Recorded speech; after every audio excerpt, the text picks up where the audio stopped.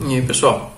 Então, na esteira dessas independências pela América, a gente vai falar agora da Revolução do Haiti, da independência do Haiti.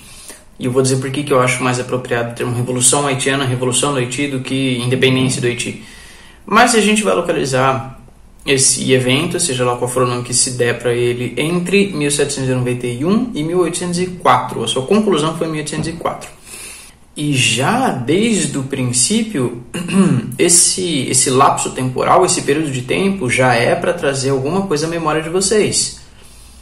Não foi exatamente nessa mesma quantidade de tempo, essa mesma quantidade de anos, mas teve um evento muito importante que a gente estudou ainda esse ano, que se deu, começou um pouco antes, terminou um pouco depois, Revolução Francesa. Foi de 1789 a 1799, e aí se estendeu ainda pela Era Napoleônica até 1815. Então, de 1791 a 1804, que é o lapso temporal, o período de tempo no qual a gente vai estabelecer, vai identificar a Revolução Haitiana, ao mesmo tempo está acontecendo a Revolução Francesa lá do outro lado do Atlântico. Inclusive, é bom vocês terem noção de onde é isso, né? Onde que é o Haiti, de que lugar é esse que a gente está falando.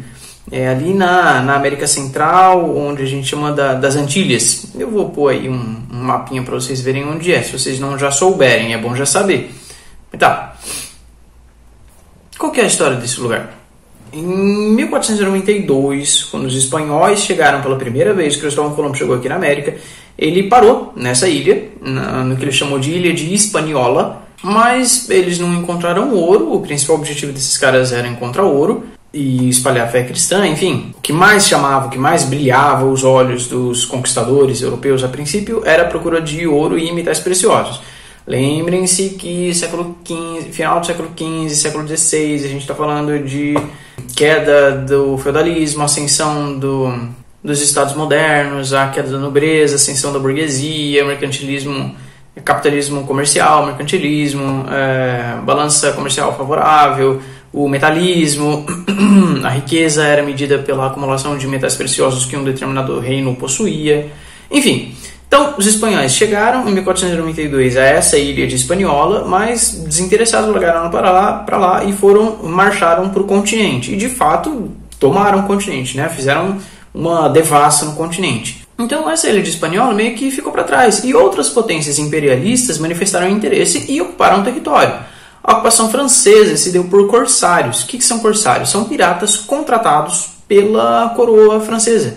É tipo uma pirataria legalizada. Eram piratas que eram oficialmente contratados por um reino legítimo.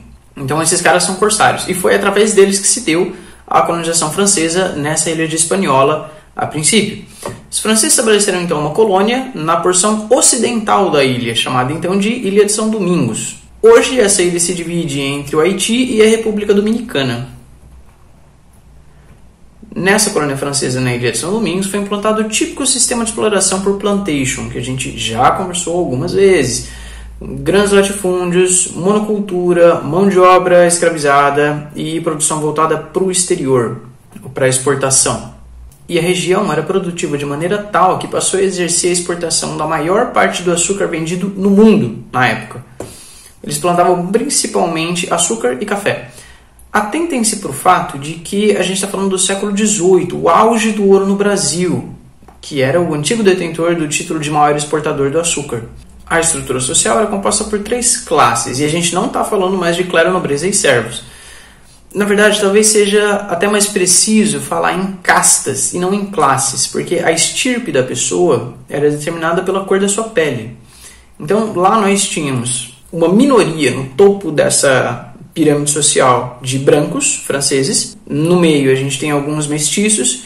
E, por fim, a base da pirâmide, na verdade, quase o tronco da pirâmide inteiro, era composto por negros escravizados ou libertos.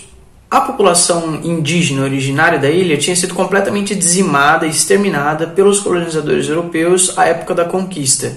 Então, não tem mais índio na ilha de Hispaniola, tá? São todos imigrantes, num certo sentido. Então, brancos, mestiços e negros. Como já mencionado, é importante salientar que a Revolução Haitiana ocorreu paralela à Revolução Francesa de 1789 a 1799. E as deliberações francesas tiveram grande impacto e relevância no decorrer dos acontecimentos desse lado do Atlântico, porque o Haiti era uma colônia francesa. Falei que a colônia francesa foi estabelecida na ilha de Hispaniola por corsários franceses, mas então a França detinha o domínio desta região.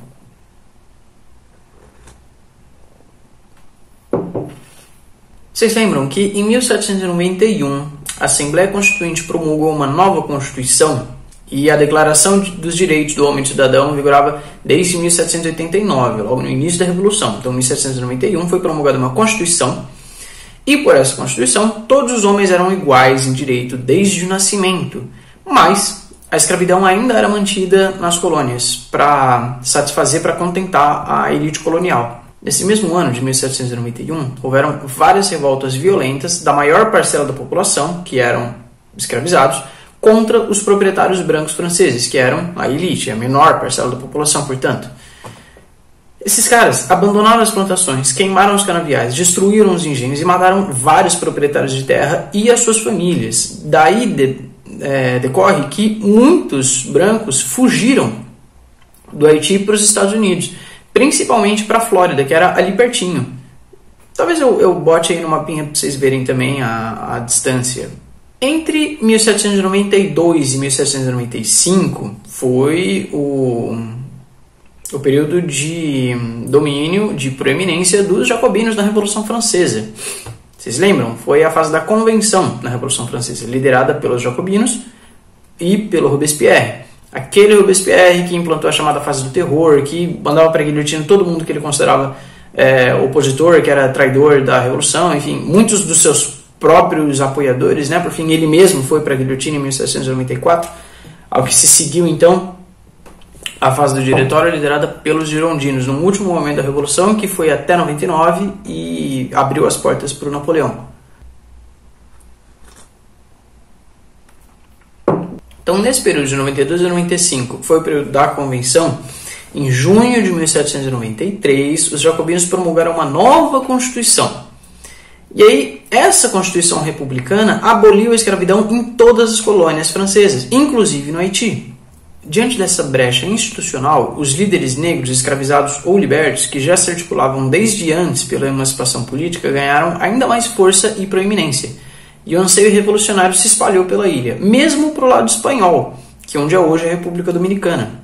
Um dos líderes de maior destaque que encabeçaram a revolução nesse período foi François-Dominique Toussaint Louverture. Escreve desse jeito aí que eu pus para vocês na tela. E é bom vocês se atentarem para a escrita desse nome, porque vocês provavelmente vão precisar replicar esse nome escrito em alguma avaliação ou prova que eu eventualmente vou cobrar de vocês. O pai do Toussaint, ele era um homem negro escravizado, vindo direto da África e que ganhou a confiança do seu dono, de maneira que o seu primeiro filho, o Toussaint, pôde aprender a ler, escrever e se instruir numa série de assuntos que o colocaram numa posição de proeminência sobre os demais homens negros da sua classe.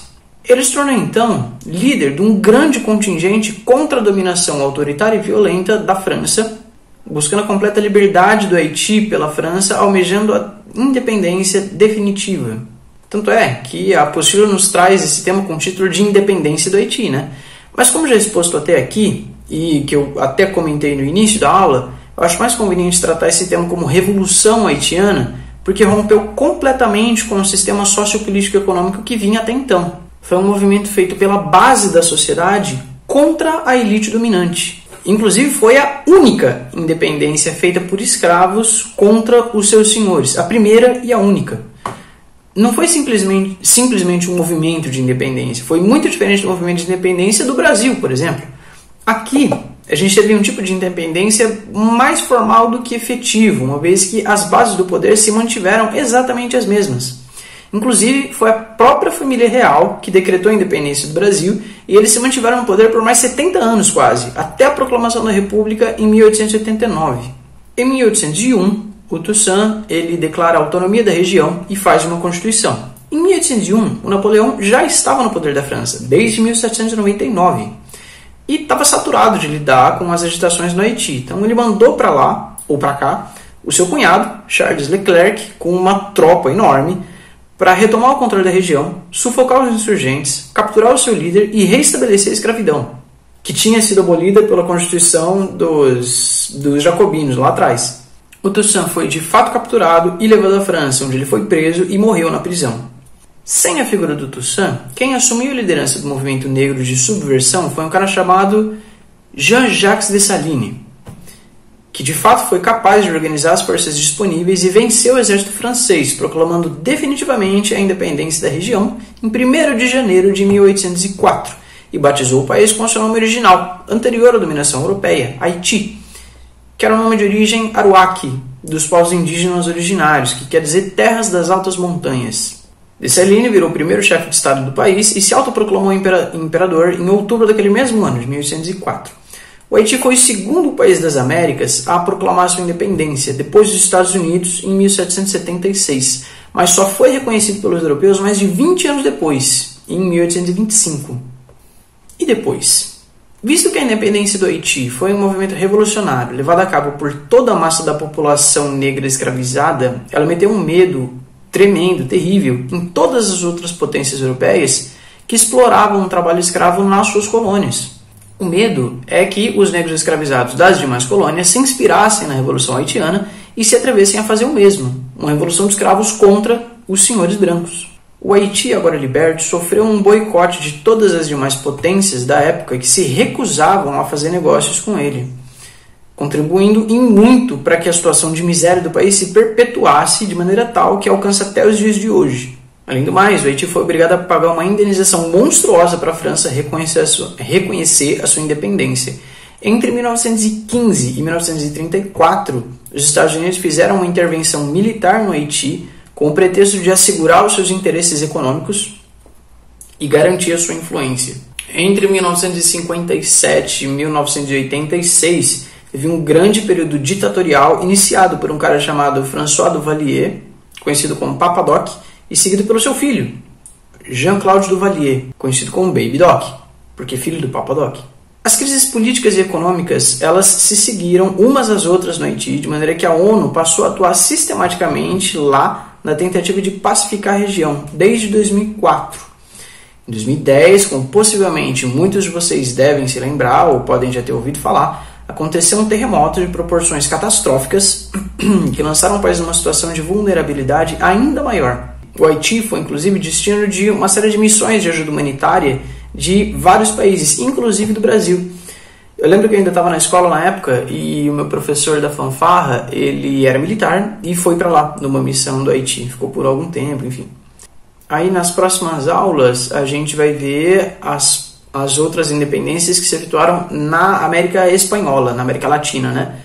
É isso aí, vão anotando as dúvidas, perguntas, questões, comentários, observações e a gente vai conversando, tá? A gente se vê qualquer hora na aula de Tira Dúvida, tá? Acho que sexta-feira vai rolar. Bom, pelo menos elas estão todas marcadas para sexta. Se não for nessa, é na próxima, enfim. Qualquer coisa, me manda mensagem, a gente vai conversando, tá bom? Até mais.